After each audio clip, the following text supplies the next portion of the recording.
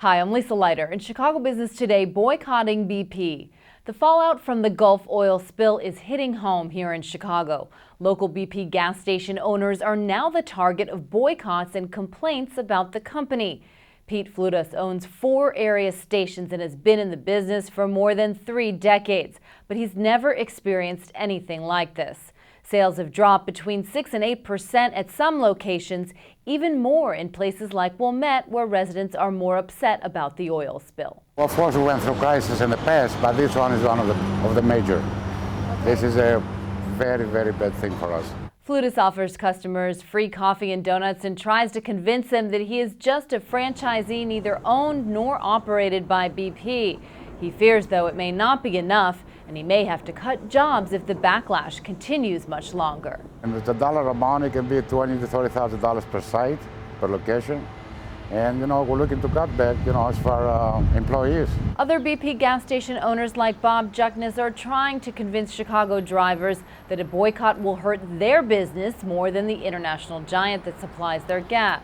Juckness is leading an effort to boost the public image of independent dealers. He sent a letter to BP 2 weeks ago asking for help to organize an event that would send station owners from around the country to help clean up the spill in the Gulf.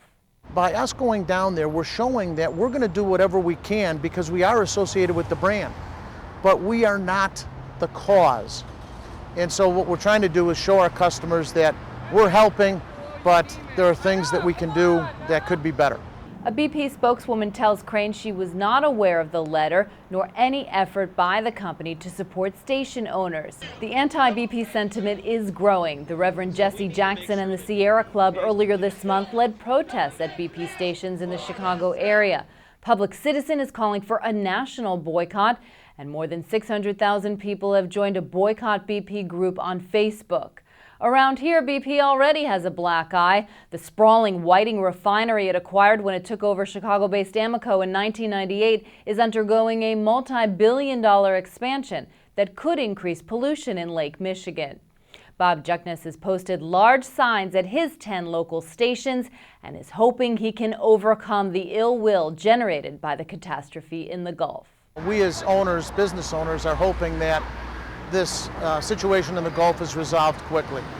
When I say resolved, that the leak will stop. Obviously, the cleanup efforts are going to continue for probably decades.